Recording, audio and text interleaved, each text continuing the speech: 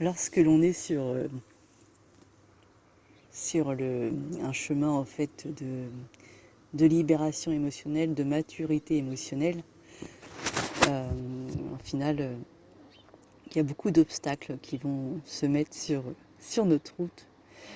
Notamment, on va mettre mal à l'aise en final des gens qui préfèrent rester dans un certain confort.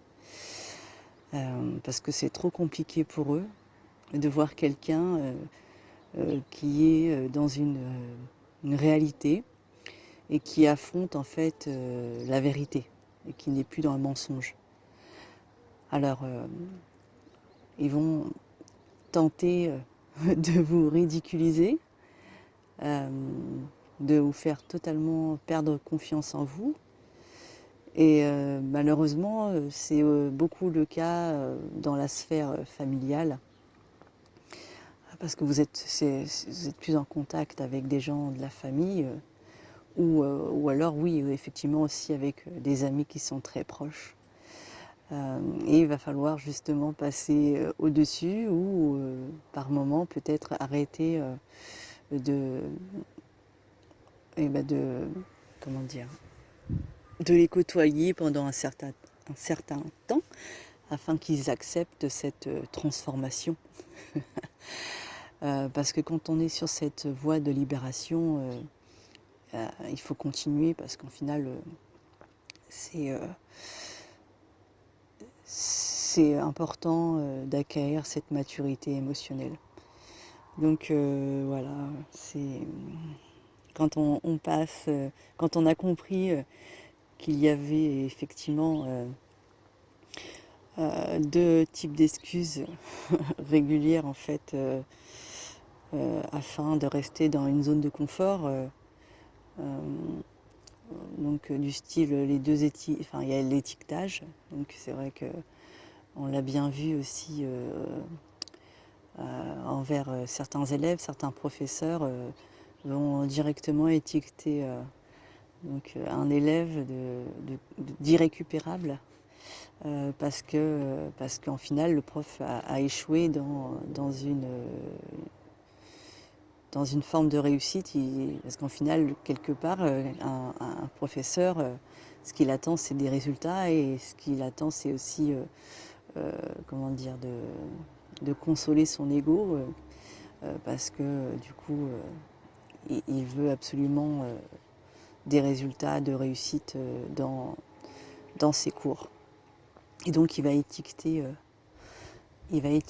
directement l'autre afin de ne pas souffrir d'un certain échec.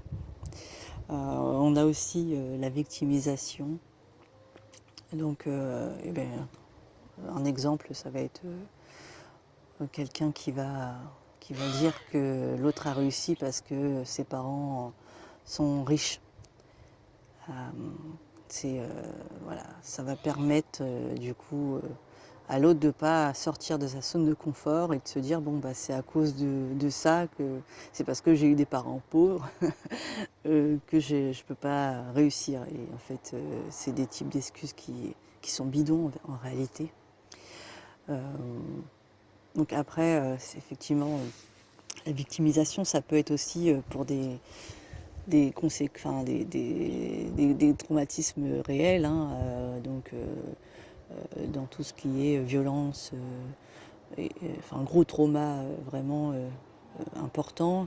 Et là, c'est vrai que ça peut être un peu compliqué pour trouver une maturité émotionnelle, mais c'est possible. Donc voilà, je suis pas là parce que moi-même j'ai connu des gros traumas, mais c'est pas pour autant. Bon, ça a été peut-être un peu plus dur à comprendre que quelqu'un qui n'a pas eu de trauma. Enfin, mais j'ai vraiment pris la réalité en face, affronter cette réalité pour pouvoir avancer en fait.